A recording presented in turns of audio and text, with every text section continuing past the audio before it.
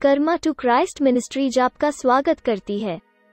आइए हम परमेश्वर के वचन पर चर्चा करें। आज का वार्तालाप का शीर्षक है अनुत्तरित प्रार्थनाओं के बारे में। क्या कई बार हम लगातार प्रार्थना करते हैं और कभी कोई उत्तर नहीं मिलता है, और अगर हमें मिलता है तो हो सकता है कि यह उस तरीके या समय में न हो हम चाहते थे कि इसका उत्तर दिया जाए। लेकिन परमेश्वर अपने वादों के प्रति वफादार है और वो जो कुछ भी करता है वो पूर्ण है। और अगर इसका मतलब किसी चीज को नकारना है तो मुझ पर विश्वास करें, यह आपकी अपनी भलाई के लिए है या उसकी बड़ी योजना का हिस्सा है।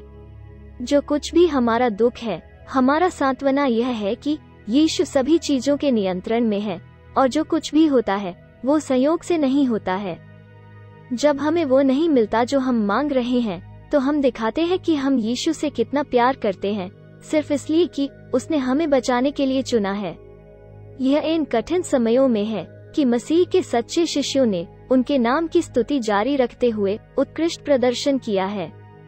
यहाँ एक सूची है जो आपकी प्रार्थनाओं के उत्तर प्राप्त करने में आपकी मदद कर सकती है।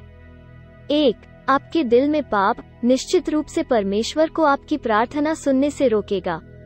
ईश्वर के साथ आपके रिश्ते को प्रभावित करने वाली कोई भी चीज आपकी प्रार्थनाओं में बाधा डालेगी। वो आपके पापों को नजरअंदाज नहीं कर सकता। अगर आप पश्चाताप करने को तैयार हैं तो ही उसे क्षमा करेंगे। भजन संहिता अध्याय 66 पद 18 कहता है, यदि मैं मन में अनर्थ बात सोचता तो प्रभु मेरी न सुनता।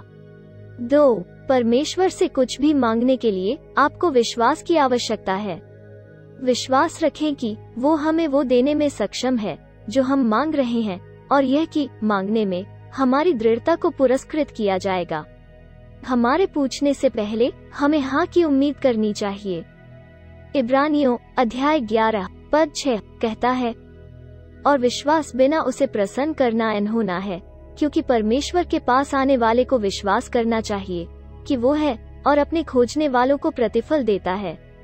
3. विश्वास के साथ प्रार्थना करने के लिए जो परमेश्वर को प्रेरित करेगा, और जो आप मांग रहे हैं उसे प्राप्त करने के लिए आपको स्वयं को परमेश्वर के वचन में डुबोने की आवश्यकता है। रोमियो अध्याय 10 पद 17 कहता है, सो विश्वास सुनने से और सुनना मसीह के वचन से होता है। 4. किसी ऐसे व्यक्ति को खोजें जो अपने विश्वास में मजबूत हो और उनके साथ मिलें। उनका विश्वास और दृढ़ विश्वास जो कुछ भी आप मांग रहे हैं उस पर विश्वास करने और प्राप्त करने में आपकी सहायता करेंगे। समझौते के कार्य में अद्भुत शक्ति होती है। मत्ती अध्याय 18 पद 19 कहता है, फिर मैं तुमसे कहता हूँ, यदि तुम में से 2 जन पृथ्वी पर किसी बात के लिए जिसे वे मांगे एक मन के हों तो वो मेरे पिता की ओर से स्वर्ग में है उनके लिए हो जाएगी। 5.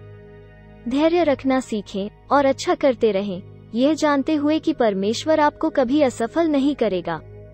आपका उत्तर केवल एक प्रार्थना की दूरी, एक और भेंट, एक और आराधना सेवा की दूरी पर या प्रेम का एक और कार्य की दूरी पर हो सकता है। इब्रानियों अध्याय 10 पद 36 कहता है, क्योंकि तुम्हें धीरज धरना अवश्य है ताकि परमेश्वर की इच्छा को पूरी करके तुम प्रतिज्ञा का फल पाओ। इन अवधारणाओं को अपने जीवन में लागू करना शुरू करें और सभी अनुत्तरित प्रार्थनाओं को यीशु की महिमा के लिए गवाही में बदलते हुए देखें। आइए प्रार्थना करते हैं।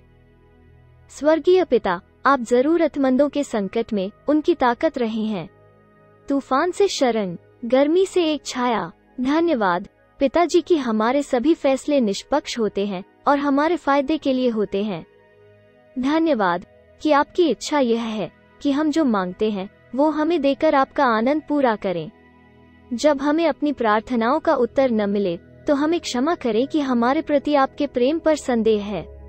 हमें अपने जीवन से पाप को त्यागने की बुद्धि दे ताकि हमारी प्रार्थनाओं का उत्तर दिया जा सके। जो हम प्रार्थना कर रहे हैं उसे प्राप्त करने के लिए हमें मांगने और प्राप्त करने की अपेक्षा करने के लिए आवश्यक विश्वास दें। हमारे जीवन में ऐसे लोगों को लाएं जो हमारे विश्वास को बढ़ाएं और हमें सिखाएं कि प्रार्थना के लिए समझौता कैसे करें। हमें प्रार्थना जारी रखने की दृढ़ता दें और यह अपेक्षा करें कि आप हमें सभी अच्छी चीजें दें। हम अभी संदेह की भावना, भय की भावना और आपके सामने ईमानदारी के साथ चलने के लिए विश्वास की कमी को रद्द करते हैं। हम यीशु के पराक्रमी नाम में मांगते हैं, आमीन।